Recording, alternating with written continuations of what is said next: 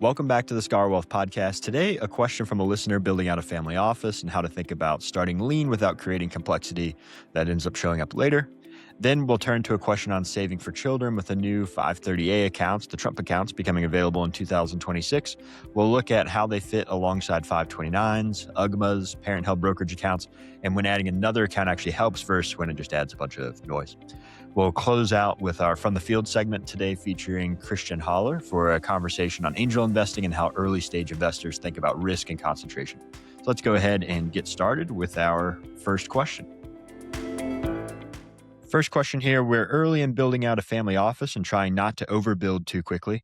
I'm seeing more offices start with fractional roles like a CFO or a CIO, outsource things like cybersecurity and plan to hire in-house later.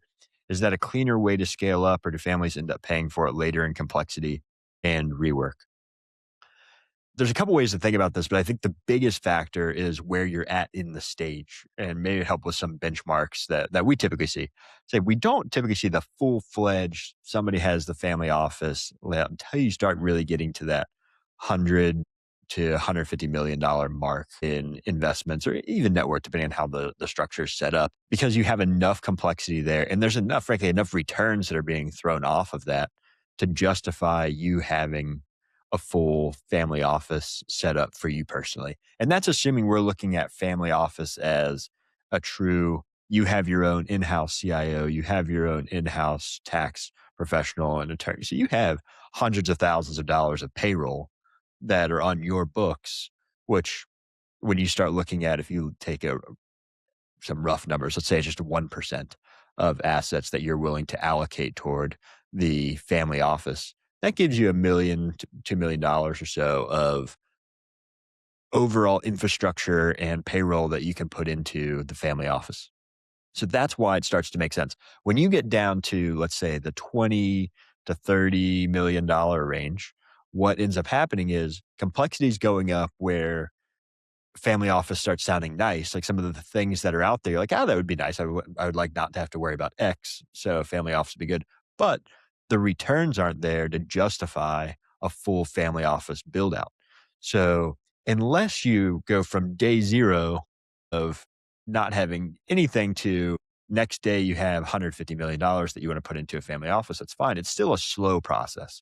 And the reason for that is because you want to build out all of these different experts. So it would be just like building any other type of business, any other type of team. There's going to be time that needs to go into that. Now, in your case, where you're talking about building this out slowly, I think that's going to be the natural progression anyways. So if you're looking at this, whether you're just starting off and you have that income from the investments or the type of wealth, or you're building up to that, having a kind of game plan of what you're going to start outsourcing first makes a ton of sense. Unfortunately, this is becoming more and more of a problem. So there's a lot of different services that are out there that try to fit in one level of expertise. So you can have a company come in that you can outsource kind of home management to. And you can have somebody come in and you start interviewing CPAs and different tax professionals that are really good in your area. And maybe you're starting to work with a partner in a firm there as opposed to an associate in another firm that you were working with previously. So you start building out your team. That's what we see first. You start building out your team of you have a trusted estate attorney, you have a trusted advisor on the financial side, you have a trusted tax professional. And then for some of the other items, those are easier to outsource. You deal with something like bookkeeping is another big one. And sometimes that comes in with the accounting side of it, where you just want someone to write the checks. So you want somebody to make some transfers and write the checks for the property taxes or paying bills throughout the month. So those are easier things to bill pay. And that gets you a lot of the way there. What changes is over time, those types of jobs start to become more complex because the complexity of your investments starts to go up. So in other words, you could say, well, I have my family office built out in that way with those 4 or 5 people, and it's working fine. And it probably would work fine at 20 to $50 million, and even above that if you don't have a high level of complexity. But now let's say you get to the scenario where you're at 80 to 100 million and you want to start, you're investing in 20 or 30 different investments and you're starting to take fractional ownership of smaller companies or being in a larger owner in a bunch of different real estate investments. Then a CIO in-house starts to make a lot more sense just to make sure all the ducks in a row with all the different investments that you have make sense. And then you look at gifting and trust structure and everything. Now you're saying, well, there's a lot going on here. Maybe it makes sense for me to have a closer connection with an attorney.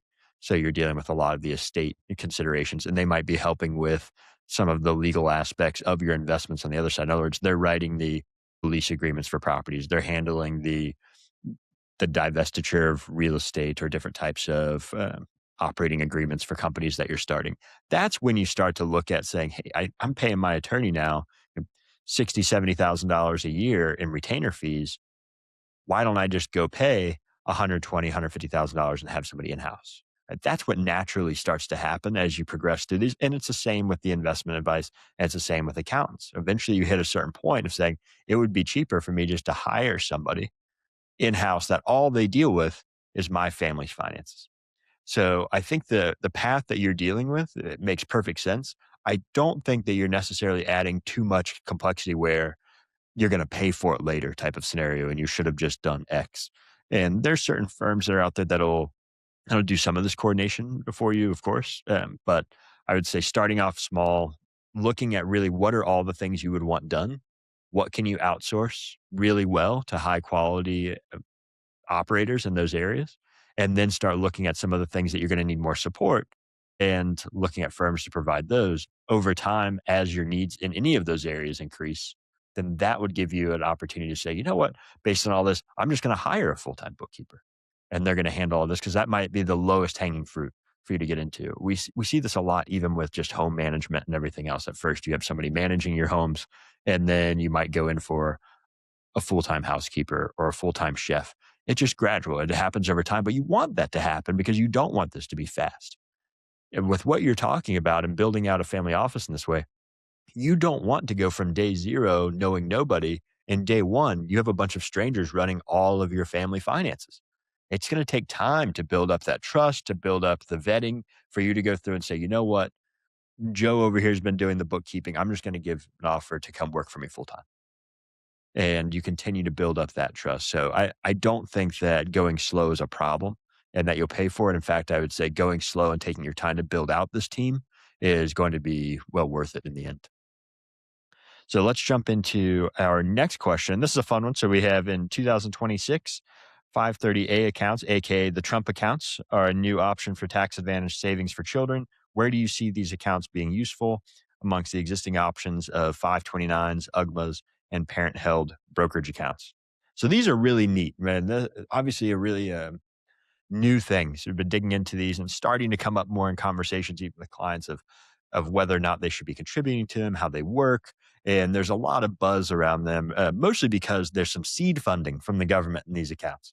So if a child is born from January 1st of 2025 to December 31st of 2028, when you fill out your forms, your tax forms, in fact, in uh, probably a great level of branding there, the form that needs to be filled out for the Trump account to be opened is form 4547.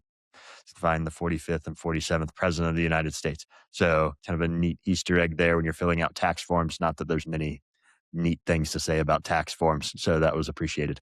So when you're filling it out, you go through, and if you qualify, your child qualifies, then they'll actually get $1,000 in that account. So, which has a big impact. If you think about a child just born, you put $1,000 in what is essentially an IRA, a custodial IRA, that it's worth on an average return of 7 or 8%. You're looking at probably $150,000 at retirement for every thousand that's put in. So the limit to contribute to the account is $5,000 per year, excluding that $1,000 seed funding. And that does not have a requirement that a child has to be born during those first few years.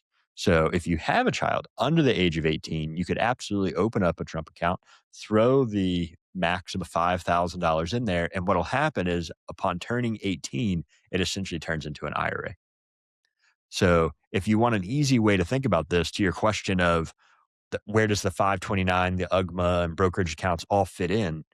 Where this fits in is essentially as a custodial IRA, that you're just starting to fund your child's IRA really early, and it doesn't have the same restrictions as a 529. So 529 is only going to be used for education. You can't use the 530 accounts or the Trump accounts for education. that's going to be a retirement account. So it's going to have the same restrictions of 59 and a half to withdraw, 10% penalties and everything else. The UGMAs give a lot more flexibility, but they're still taxable. So you're still jumping into a taxable account. Parent held brokerage accounts, still a taxable account. So the benefit here is that this is a tax deferred account that you could start for a child. So it gives those tax benefits early and may add to, and this is yet to be seen, but I imagine will add to a little bit more simplicity and a little bit less of a headache that comes with handling UGMAs and brokerage accounts and everything for kids, because you're always dealing with the kiddie tax laws, or should you take interest or gains on the kids' brokerage account because that's going to count toward their tax rate. But if you go over a certain level, now it counts toward your tax rate. It removes all of that and just says you can put $5,000 a year into this account. And if you were to do that, $5,000 a year for a child up till 18, it's a significant amount of money. You're talking about $90,000 or so that you could contribute to this account, and over time would go a long way toward funding their retirement. So it has the typical trade-offs though. You get the tax defer, but what's the downside? Of course, the downside is that you don't have the flexibility to spend it on whatever they want that's going to be for retirement, but it's a great way to kind of super fund a retirement account. One of the big things I was concerned about with this account of going into it was what type of investment funds were going to be available, because there's always these issues, and 529s are notorious for this as well. Fortunately, 529s, you can invest in any 529 regardless of the state. But one of the things I wanted to make sure was that there'd be decent investment options, because it would be horrible to go throw $5,000 in an account and all the funds have 150 basis point fees or 1.5% in fees. The Trump account actually has the requirement to be in low cost index funds with a cap at 10 basis points, so zero point 0.1. So there's no leverage allowed in the account. So it's a really good, I think, setup for if you're looking at this and saying, maybe you already have 529 set up for your kids and you're not having to worry about it. You want them to save, you want to save some money for them, but maybe you don't want them to have hundreds of thousands of dollars when they turn 18 that's in their name for whatever reason. This could be a nice way to add that little level of difficulty of accessing the funds, because it would be a restricted account for retirement, and be able to put money in there. And this money could come from you. It could actually come from employers. Employers can fund these new Trump accounts as well for kids. So it really ends up being a great option. It doesn't have the income requirement that's been typical for Roth IRAs or anything that goes in. So we'll see how everything goes out. It's obviously still a pilot program now for the seed funding of the accounts, but these accounts will be able to be funded starting for the 250th anniversary on July 5th of 2026. You'll be able to fund a Trump account for your kids. So for right now, looks like a good option, looks like a pretty neat option for a different way to save that fills that gap of 529s are only used for college, or I go all out and it's just a pure brokerage account. Why can't I just fund an IRA for my kids? So that's where it fits in the realm of possibilities. If these scenarios sound like you, that's exactly the kind of planning work we do every day at Scholar Advising. Visit scholaradvising.com to see how we help families bring clarity to complex financial decisions. So next, we'll turn to our From the Field segment and explore how experienced operators make investment decisions when the data is limited and the stakes are high. Today, we're joined by Christian Haller, an experienced entrepreneur and angel investor. Christian works closely with founders and investors navigating the transition from operating a business to deploying capital as an angel investor. I'm pretty excited about this one. It's a comment and a request that I hear often. So, Christian, welcome to the Scholar Wealth Podcast. Why don't you give us a little bit of your background? What got you into this? How'd you make that shift? Well, thank you. It's great to be here. I think that everyone has a different story, but my story is fairly common. I started out as a guy into business. I started as an industry guy, and I actually, in my case, I was an engineer, and I went into business school, which is pretty common. I was a service provider for many years, working for startups. We were taking startup ideas and turning them, commercializing them for them, and I did that for about 20 some years. And I realized as the company got bigger, I wanted to actually not just serve other people. I wanted to actually go try to do it myself. And so I actually put all that behind me, wisely or unwisely. And I actually started my first startup. I ultimately did 6 startups. I had the first 6 were all in the medical devices or therapeutic area. That's a high concentration of startup space. in the country. I had 4 good exits, a couple ones that I learned a lot of lessons from. I also still now have another startup that's actually in the food service industry. It's completely different. But associated with that, it's a common story for guys who start out as entrepreneurs. They have a couple good exits.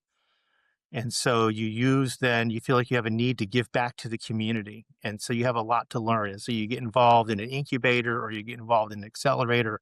In my case, I became an angel investor to work with other startups and then somehow got roped into actually running the largest angel group in the country. So that's Keiretsu Forum MST. Great. And this is, I think you just nailed it on that it is a common scenario, and it's the giving back, or it's the one I hear all the time is, I learned so much going through building my business that now if I could just apply that to some other businesses, I would have accelerated that entire process at a much higher rate. How do people go about it? When you have a founder who goes and has an exit, what does that transition usually look like in the sense of timing, or how do they source deals? Where do they go from saying, all right, I just had the exit, I have some play money, so to speak, that I want to go deploy somewhere else. How do they go about finding that first deal? Well, usually the first deal you do is your worst one because you go to people that you know in industry and you try to wing it on your own. So you say, "Hey, I know a whole lot. I've done this before. I've been doing this a long time. I can go through and I can make investment decisions. I don't need a lot of help." And then you realize that that's not really true. You really need a team of people to work with and bring a lot of great minds together. That's where these angel groups are proving to be so useful. In our group, we have hundreds of members across the United States. They come from industry, they come from legal backgrounds, they come from entrepreneur backgrounds. We've got business guys, IP lawyers, medical doctors, all involved. And so when you have an opportunity, you're able to what we call look at the opportunity from all different sides, so you don't have just your own narrow vignette view from your experience. You have a whole lot of other people. So you can really take the opportunity to fully vet them.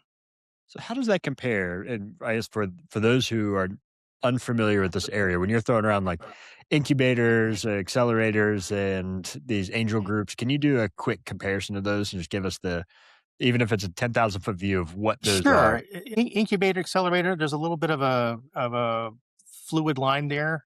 Basically, if you're an entrepreneur, you've never done this before, and you just don't know what to do, one approach to it is to go to these, and every region has these. I'm in Richmond. I think we have like 8 of them. And an incubator is a place where you go. They have experienced advisors, people like myself or others who, again, they're trying to give back. And they say, hey, this is what being an entrepreneur means. You have a great idea, but there's all this other stuff you have to do. There's business licenses and articles of incorporation and all that. And that's the simple stuff. And then you have the patent, and that's the simple stuff. And then you have to realize product market fit. Now that's the hard part. And then you have to get into how you're going to actually sales and grow traction. So it's people who can explain all what that is to you.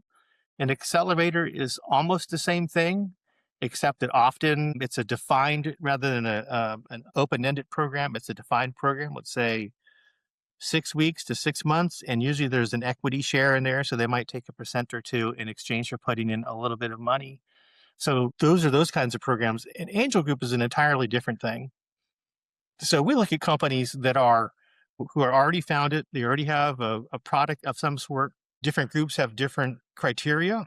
At Keiretsu and the other groups we've done, we've learned to focus on what we call Series A investments. These are companies that already have at least a prototype of their product. They have an idea of their market. They're sophisticated enough to now have financial projections that we can evaluate. They've got some water under the keel, if you will. So we know we've had some chance to perform, so we can see how they're performing. They're not brand new anymore. And so we go in and look at those companies and do an awful lot of due diligence. So we're looking at their financials and we're doing a detailed review of all their legal docs and their IP. And we actually call people in the industry and say, well, what do you really think? Is there really a market for this? And then depending on where they are, you might get into the details of what's the cost of goods and how you're going to actually make them and how you're going to sell them and that. And then we have a side plan to that, which is sometimes we get into these companies and we see there's a there, as we like to say. It's a great product. It's a great product market fit. But really, you're still so new that probably the best place for you to be is we'll bring you in and keep you on the team as maybe the chief technical officer or an advisor, and we'll bring our own experienced CEO in, and you'll learn from him. And so when you get your next one, you'll have all that experience. And that would typically be called the studio model, where we actually actively build the company versus just investing in the company. How important is that industry knowledge for a founder going in to invest in those situations? Because what I'm hearing from you is that it helps to have that background knowledge to know whether or not a CEO is needed or where the skill sets are. If I recently have an exit, let's say I'm in the medical field and I want to go start deploying capital, should I be doing that only to medical companies because Well, of that background knowledge?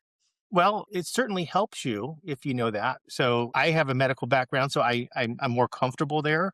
But I invest in fintech and food tech and green tech as well. But I would never do that on my own. I learned that you have to bring in the other people who know how to go do that. And it's also really important as an investor to have is diversification. We've all heard this somewhere along the line. But if I just have a portfolio of 10 medical device companies, even if I'm a really good picker, I'm probably pretty exposed from a risk standpoint because that whole industry could tank. And I'd much rather have exposure across a number of different industries. And so our thesis is we have to have a distribution across a variety of industries as we invest as a group. And what is that, I guess, on both the group side and the individual side where somebody's writing a check for an individual company? What is the average check size you see there? What does that normally look like from a number of companies or exposures you'd want in a portfolio to have that diversification? Sure. So if you believe ACA, which is the Angel Capital Association, so of course everybody has an association, the typical deal that I see is we try to put a minimum of a $25,000 investment.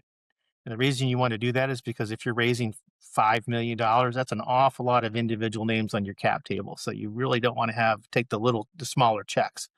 Yep. If you do, you'd form an SPV, special purpose vehicle, so you can gather all those small checks into one pile. And that would just be one entry on your cap table because the people on your cap table are your boss. All your shareholders are your boss. And so you don't want 100 bosses. Now, once you get good at it, you should be trying to get up to, some companies can command a 50 or $100,000 minimum. Depends on where you are, how good your idea is and what your industry is. But I would say in today's market, I would not have too high of a cap on my minimum because um, people aren't writing a lot of checks right now. It's tough business. Gotcha. So that would be the advantage of the angel group and where you see likely some bigger companies. They can come in for a bigger request, a bigger raise, and split that up as opposed to if if somebody comes in wants to go deploy $100,000 or $200,000, that's not likely that they're going to be doing that in multiple companies. They'd almost have to do that in a single company. Well, Right. people have different throw, as we say.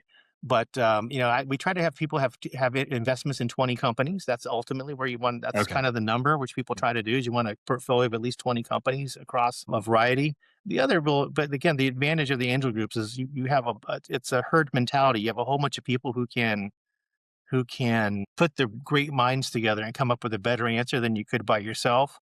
But the other really key part to this, and I think this is important for the entrepreneurs who may be listening in today, is that an individual can just write a check for 25 or 50K, and you can only get so far with that. So an angel group, though, we can come in and we have a minimum of $1 million. We won't look at a deal that it's not raising at least a million, and we can carry as much as $50 million into the deal. And so by pitching to a collective of people, you can do a bigger raise from that group by itself. We also syndicate across a bunch of other groups. Now we're kind of unique because we're as big as we are, but we can syndicate with other angel groups and help the founders raise more money through syndication. Yeah, that's almost more of an endowment competitive setup there with those types of check sizes. You start getting to $50 million and such for an investment. That's a number. Well, you better know what your exit is before you make those kinds of investments. Yeah. And that's actually leads into another question. When you're thinking about those misconceptions or mistakes that people are making, because the biggest one that I tend to see on the upfront before they even get into the room is the excitement about it. It's this kind of the money's burning a hole in your pocket. You're excited to go out there angel investing sounds fun. Everything you're talking about sounds fun. I, just keep writing $25,000 checks. I got all these cool companies in my portfolio. What are the biggest mistakes that you see or big misconceptions that you see for when people show up to this group and they're ready and the first pitch is being made and they've already got the check written. They're just excited to hand it to somebody. That's right. So if you were to come to me and say, I want to be an angel investor today, I'd say, fantastic. What we really want you to do is we want you to watch deal flow for at least a year. And so we want you to see exposure to a bunch of different companies. So you get an understanding of the pros and cons of the different companies. And you get to see good companies and bad companies. So you help learn to identify that. And the second thing we'd ask that you do is participate on at least 2 due diligence programs. So we do our own due diligence, and that's where you dig in deep. And I don't want to say you expose the flaws, but you identify the strengths and weaknesses of these companies. And we want everybody to understand that all these opportunities have strengths and weaknesses. And so you need to learn how to identify those so that you can work with them to correct those. And you're only going to get there through time because you're right. You can get really enamored with these companies, very emotional. They can, hey, we're saving babies, and you can, if you're not careful, and then if you wait a year, you'll find out there's 20 companies that you're going to see in deal flow that all save babies. And so, okay, so how do I pick the baby saving company? You got to pick the right one. So it's really important that you get exposure to a lot of different people. It's kind of like when you were young, your mother said, "Don't marry the first girl you meet." It's the same kind of thing. You gotta get exposure to a lot of people, and then you'll be in a much better position to know how to do it. Yeah, that sounds good. I've always looked at the thought process of having the experience looking at due diligence, but to your point, you don't even know whether or not the deal that you're seeing is a good deal or bad deal until you start to have a lot of those deals pitched to you. How often are you being pitched deals? It feels like every day. Formally, what we do is we have 2 processes we use. So in most groups have some kind of a cadence. In our group, we do it monthly. So every month we have a screening meeting. That means all the companies that want to apply, they come in and they apply to us, and we usually do screen at least 10 companies a month. And then from there, we down select, and then those groups pitch to the broader audience, meaning the membership. And then we decide if we want to take them into due diligence or not. And then that's like a 2 to 3 month process, maybe 2 months these days with AI. And then they come out, they got the due diligence, we see the strengths and weaknesses, and now we can make an informed investment decision. The group can make an informed decision. So number one is we come in what we call the front door. Number two is we go scouting. So there's a bunch of industry events that are out there. We've all heard of CES, Consumer Electronics Shows. There's a lot of other different industry shows out there. And I was just there. I was also recently at the JP Morgan conference in San Francisco. And you go and you do it you have partnering and you meet with 50, 100, 200 companies during a week. And you're specifically out there scouting in the same way a sports scout would do. And you're looking for the best of the best. And then you actively bring those back into your group to put them through screening as well. So I think the scouting produces better results, but it takes a lot more effort to get that to go right. And I guess as we wrap up the conversation today on a lot of these topics, when you think about not only your personal experience in angel investing, but your experience knowing a lot of other angel investors, the ones that are really successful, what are those early decisions that they made that had those long-term impacts on their portfolio? I think the guys that I know who are doing really well in this space, first, they have learned the ability to take all the emotion out of the decisions and the operations. So they don't get wrapped up in the idea, they get wrapped up in the numbers.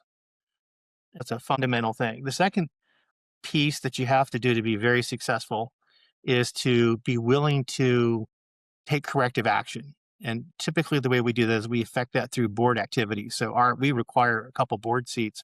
And when you see the company is doing a lot of things right, but you see the signs, if you will, it's like being a parent. You have to learn how to go in there and know when to stay away and let them have the freedom they need to grow and develop. And then but when you see that they have to need some adult supervision, you have to be willing to go in and go do that, even if it's tough love. Well, I said I was going to wrap up on that one, but now you have me. I have another question to follow up based on that topic. How do you choose board seats then? Because that's interesting. If you have a large group of people who are investing and everyone's writing $20,000, $50,000 checks, whatever it is, who gets to sit on the board? So that's a really interesting question. It's a couple factors. First, our term sheet, and this is important, the term sheet and the cap table they define the company. So you really want to make sure you understand the term sheet and the cap table and know how those work. Our term sheet requires that the board be comprised of 5 people. It's fair to everybody. So there's 2 common shareholders. Those are the founders, or who they designate. There's 2 that represent us, the Series A shareholders. And then we agreed that those 4 people will choose an independent board member. So it's a balanced board. But you don't want just the numbers. We also stipulate that you have to have the skills that are required. So in our case, when we're going to pick our 2 Series A shareholders, we find out, well, where's the company strong and where are they weak? For example, we have one right now that they really are very good at the technical, but they don't know sales and scaling of the company or manufacturing. So we said, hey, our first 2 board members need to bring and fill those 2 gaps. They need to be able to come in and help the guy with manufacturing issues or sales. Other times it's they don't know how to fundraise. So you bring in someone who can fundraise for them. So we try to do what I call people who can pull rope. You don't want board members just to be like the principal's office. You want people who can actually collaborate with the founders and help them advance. Perfect. Well, that answers that wrap up question there. So I appreciate you coming on today. And this is great conversation. It's something that I hear regularly. So I'm looking forward to sending this episode over to all those inquiring minds of how they can start taking that founder money and putting it to work in some angel investments. Fantastic. Thank you. That's our show. Thanks for listening, and we'll see you next week. The information provided in this podcast is for general informational and educational purposes only and is not intended to constitute financial, investment, or other professional advice. The opinions expressed are those of the hosts and guests and do not necessarily reflect the views of any affiliated organizations. Investing in financial markets involves risk, including the potential loss of principal. Past performance is not indicative of future results. Before making any investment decisions, you should consult with a qualified financial advisor who can assess your individual financial situation, objectives, and risk tolerance. Thanks for listening.